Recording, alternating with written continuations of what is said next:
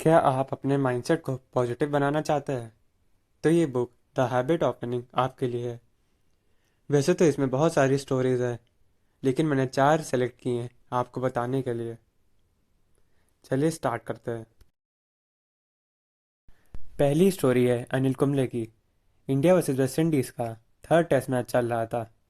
उसमें बैटिंग करते वक्त उनको एक बाउंसर आकर लगी और उनका जॉ फ्रैक्चर हो गया। उनका रिटर्निंग टिकट भी बुक हो गया नेक्स्ट डे का।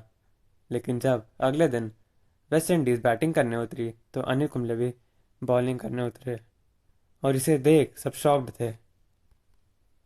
उस मैच में उन्होंने लगातार 12 ओवर डाले और ब्रायन लारा को आउट कर दिया। इस पर विव रिचर्ड्स का कहना था, ये उनके हिसाब से क्रिकेट का सबसे बहादुरी का काम था। एक बहुत ही फेमस कोट है कि आप जीतो या हारो उससे फर्क नहीं पड़ता, बल्कि आप कैसे खेलते हो उससे पड़ता है। दूसरी स्टोरी है विजन को लेकर। एक दिन एक आदमी रोम की गलियों में घूम रहा था, तो उनको एक व्यक्ति पत्थर तोड़ता हुआ दिखा।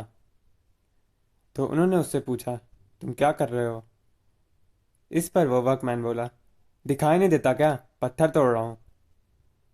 तो फिर वो आदमी आगे चला गया और आगे जाकर उसे दूसरा वर्कमैन दिखा पत्थर तोड़ते हुए। तो उन्होंने उससे भी यही सवाल किया। तो वो वर्कमैन बोला, ओह, मैं तो दुनिया की सबसे लंबी चर्च बनाने में मदद कर रहा हूँ। तो देखा आपने, दोनों लोग सेम ही काम कर रहे थे, लेकिन दोनों का विज़न अलग था। तो कई बार अगर आपका विज़न क्लियर है तो आपको पता होता है कि छोटे छोटे कदम उठाकर ही आप अपने गोल को अचीव कर सकते हैं।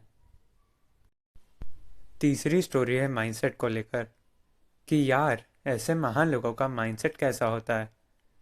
आइए इसे समझते हैं एक स्टोरी से। ये स्टोरी है कैरिली नाम के एक आदमी की। वो अपनी कंट्री का सबसे बेस्ट पिस्टल शूटर था। इनफैक्ट 1940 में होने वाले टोक्यो ओलंपिक्स में सबको यही लगता था ये ही गोल्ड मेडल जीतेगा।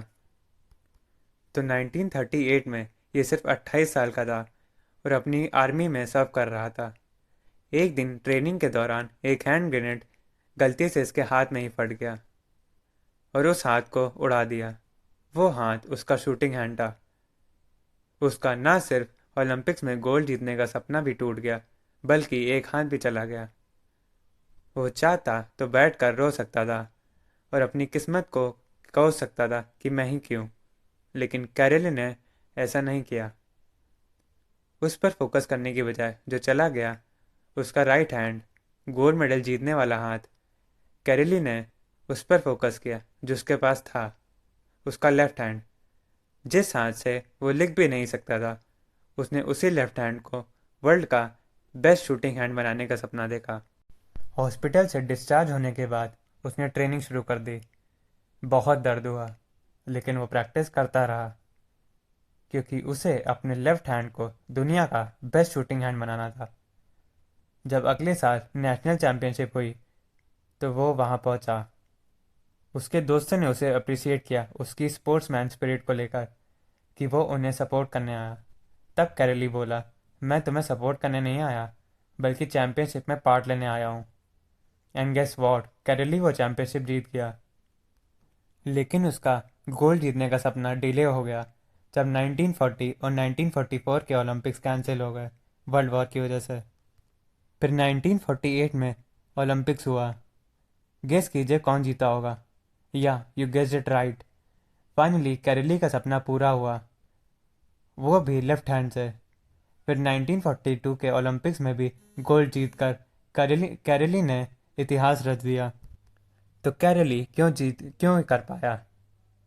अपने एक्स्ट्रा ऑर्डनरी माइंडसेट की वजह से। वो भी रो सकता था, किस्मत पर ब्लेम डाल सकता था, लेकिन उन्होंने लड़ना चूज़ किया और वो जीत गए। हमारे पास भी ऐसी चॉइस होती है, या तो हार मान जाए या तो लड़े और जीत कर दिखाए। फोर्थ स्टोरी है मैं खेलेगा। क्रिकेट के भगवान कहे जाने वाले सचिन तेंदुलकर को आप जानते ही होंगे, लेकिन ये कहानी तब की है जब वो 16 साल की उम्र में डेब्यू कर रहे थे। 1989 में इंडिया वर्सेस पाकिस्तान का फोर्थ टेस्ट मैच चल रहा था। इंडिया का स्कोर 38 for 4 था। बड़े बड़े एक्सपीरियंस बैट्समैन बोल रहे थे कि पाकिस्तान बॉलिंग को हैंडल करना बहुत मुश्किल है। तब सचिन तेंदुलकर बैटिंग करने उतरे। वकार ने एक बाउंसर मारी और वो सीधा सचिन की नाक पर जाकर लगी और पूरा खून ही खून हो गया। Sidhu non non striker end पर खड़े थे। उन्होंने कहा अब तो ये नहीं खेल पाएगा। जब फिजियो उनको ग्राउंड के बाहर ले जाने लगे तो सचिन थोड़ा इरिटेट होकर बोले, मैं खेलेगा। उसी मोमेंट सिद्धू समझ गए थे कि ये चैंपियन बनेगा। इन दो शब्दों ने पूरे क्रिकेट को बदल कर रख दिया। सचिन खेलते रहे और वो मैच इंडिया ने ड्रॉ करा लिया। यही होता है एक चैंपियन का एटीट्यूड। तो जब भी आपको आपका डाउन फेज चल रहा हो तो आपको अपने आप से कहना है, मैं खेलेगा। तो इस वीडियो में इतना ही। अगर आपको इस बुक के और भी पार्ट चाहिए तो कमेंट में बताना। अगर आपको ये वीडियो पसंद आए तो लाइक कीजिए और चैनल को सपोर्ट कीजिए। चलिए मिलते हैं अब नेक्स्ट वीडियो में। तब तक कीप लर्निंग कीप ग्रोइंग।